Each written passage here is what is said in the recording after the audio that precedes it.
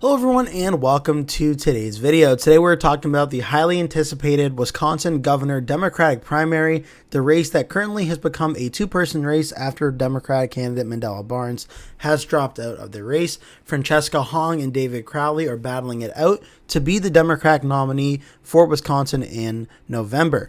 So let's break everything down on this very important governor's race in the state of Wisconsin. First things first, if you're unfamiliar, the state of Wisconsin has become one of the most talked about battleground states in all of United States elections the past really 10 to 12 years or so since Donald Trump first came onto the scene in elected politics in the US. Trump recently won the state by 0.86% in 2024 after Joe Biden won it by 0.63% in 2020 and Trump won it by 0.76% in 2016. You have to go back to 2012, the last time it was won by a candidate by more than 5 points, when Barack Obama defeated Mitt Romney here by about 7 points.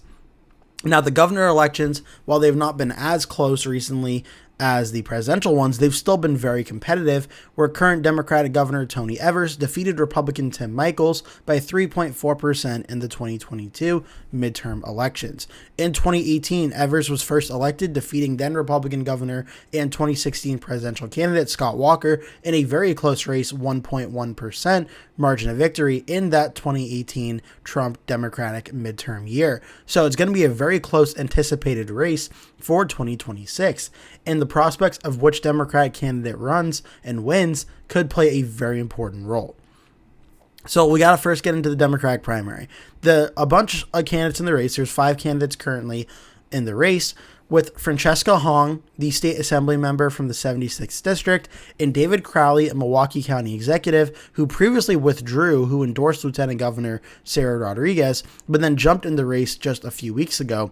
These are the 2 leading candidates in this race. Kelda Roy's a state senator, is also in this race that could get around 5 to 10% of the vote. Joel Brennan, a former secretary of the Wisconsin Department of Administration, is also running, and Brett Holsey, a former state assembly member as well.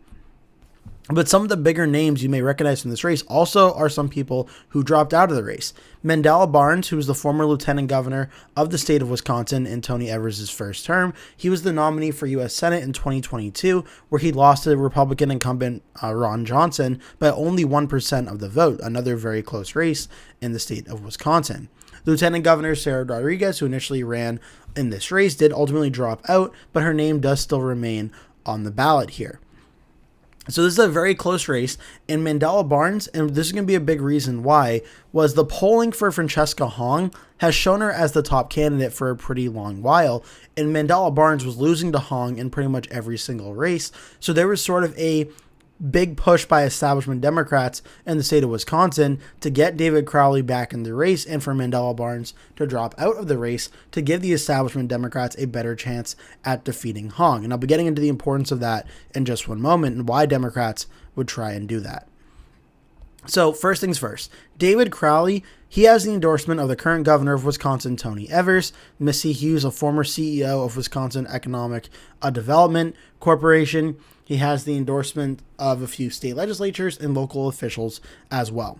Francesca Hong has the endorsements of Ro Khanna and Ilhan Omar, as well as notable individuals you may have heard of, Hassan Piker, Kat Abu Ghazala, Qasim Rashid as well.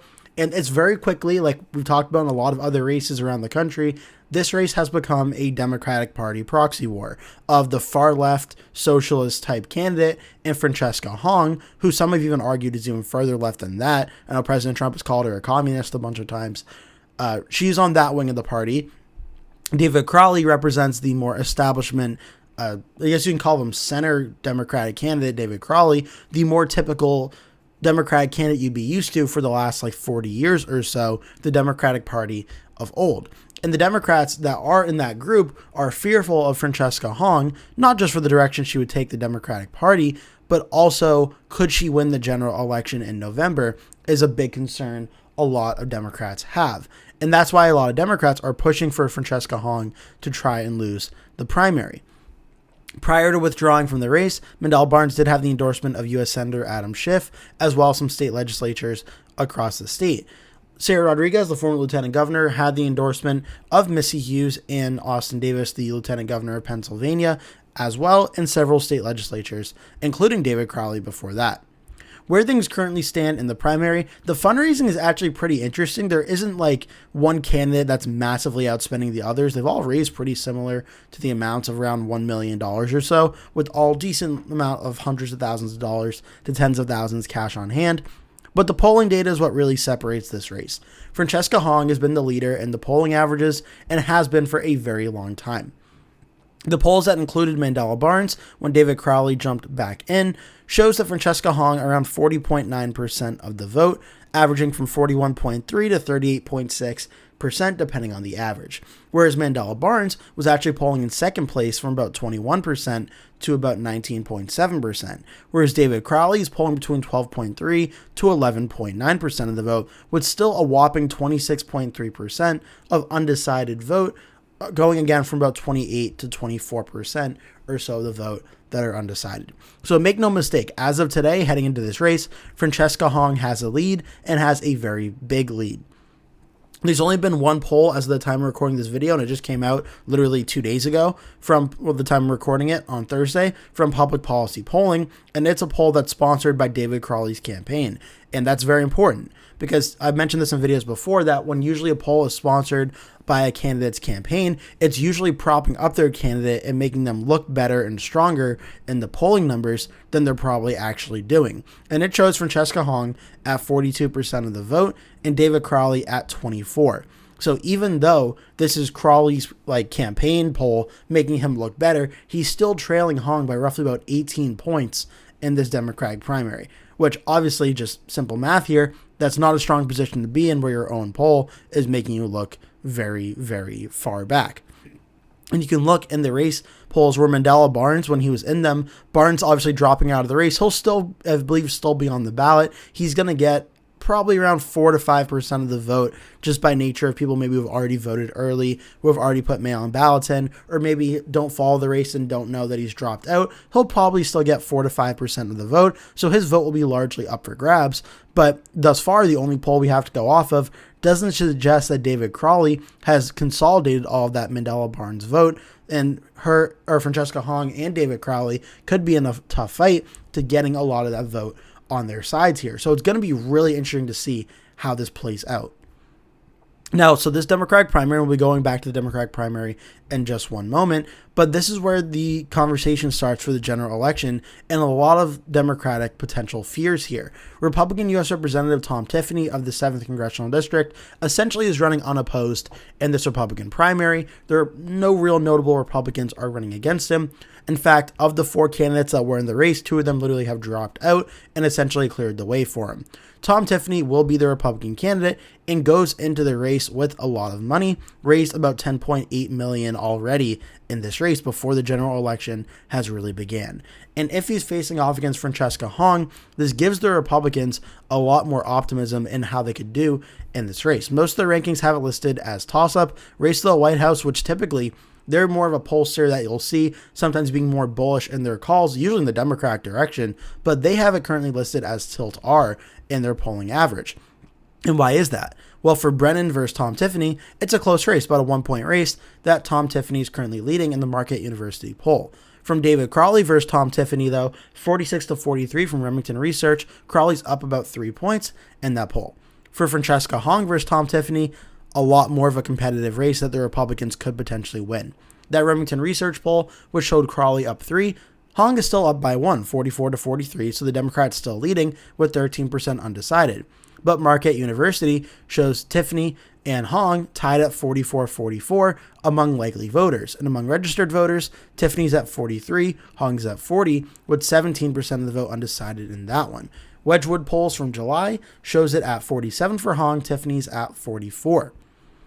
So why is there this push among Democrats? Well, there's a concern that Hong may potentially, in some of her statements, be considered too far left and may hurt the Democrats in the general election. And Tom Tiffany, who is a part of, I believe it's the House Freedom Caucus, someone that could be viewed maybe as the more extreme candidate in the race compared to, say, David Crowley, it would actually make Francesca Hong appear as the more extreme candidate in the race. And that could give Tom Tiffany the persona of being the, quote unquote, normal, calm candidate in the race, not the far extremist candidate in the race, and that could give the Republicans a chance of winning the race if that does ultimately happen. So that's where a lot of the fears of the establishment Democrats are coming from for Francesca Hong. The bad news for them, though, is Francesca Hong is polling decently, I will say, for all the talk and fears about her being this like unelectable extreme candidate. She's not polling terribly against Tom Tiffany, where she's essentially tied with her right now,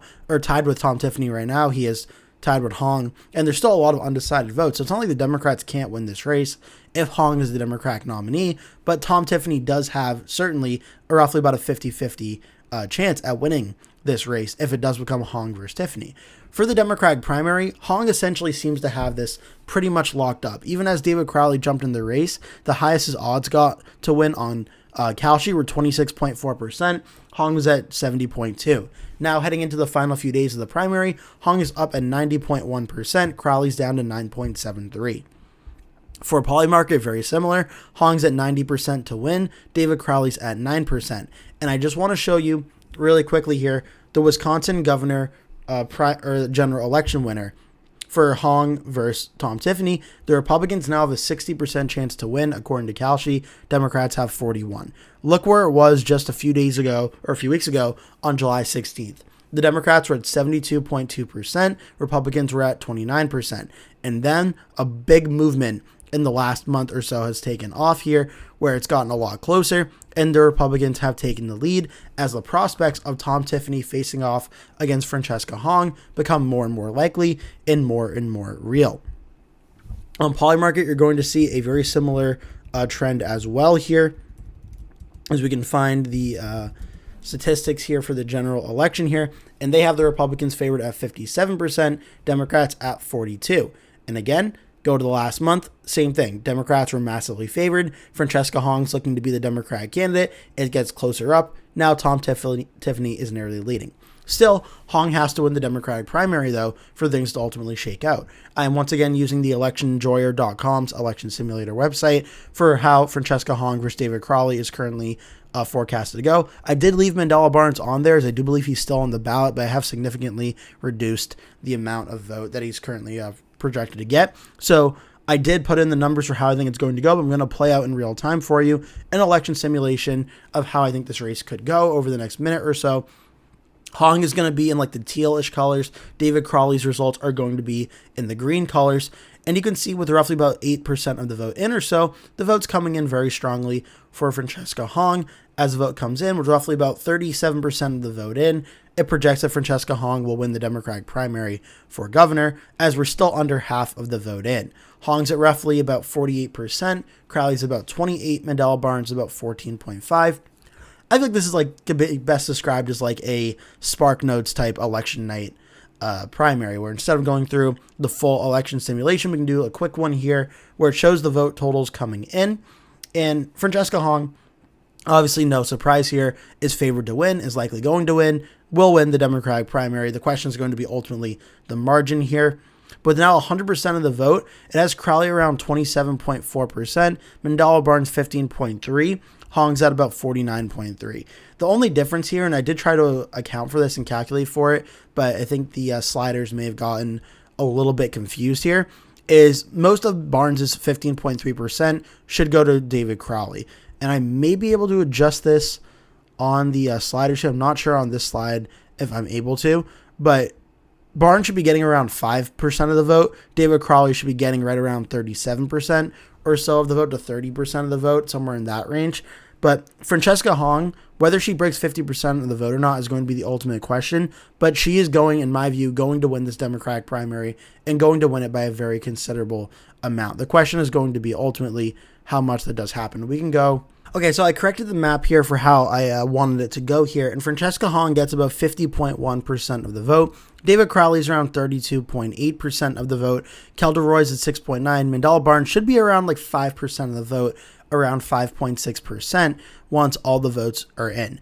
And this is where I think it ultimately ends up being, where Hong gets around 50% of the vote. She may break it, she may fall just a bit short of it, but she's going to get close to a majority of the vote here as the main candidate in the race. David Crowley, who does have the endorsement of a lot of the establishment Democrats in Wisconsin, including the current governor, he'll do well in the Milwaukee area, winning it very narrowly over Francesca Hong, but I think we're ultimately going to see Hong probably do as close to a clean sweep across the state of Wisconsin as really possible here, as she's the candidate that has a lot of the momentum. She has a lot of the progressive voters out energized to get out and vote for her, and I think we see Hong win here by a very large margin.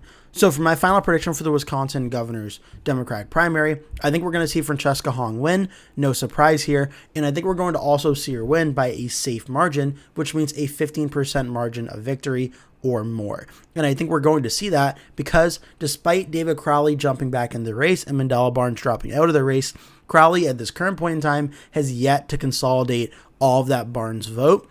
And I think so close to the primary that happening, I think the establishment Democrats are going to fall short, and Francesca Hong is going to carry that momentum, win the primary, and set up a general election of Hong versus Tiffany. That's going to be probably the closest governor's race in the country in 2026. I hope you enjoyed this video. Please remember to like and subscribe if you did, and hope to see you in a future video. So I hope you enjoyed watching this video. If you did, I really appreciate it if you could hit like and hit subscribe as well. It would really help me and my channel out a whole lot if you could do that for me. You can see in the circle on the top left the subscribe here button to subscribe to the channel. On the right, there are going to be two video pop-ups for you. My latest video will be on the top, and a recommended playlist by myself will be on the bottom as well. In the bottom left of the screen, you'll see my channel name, Anthony's Election Center, which you are currently watching.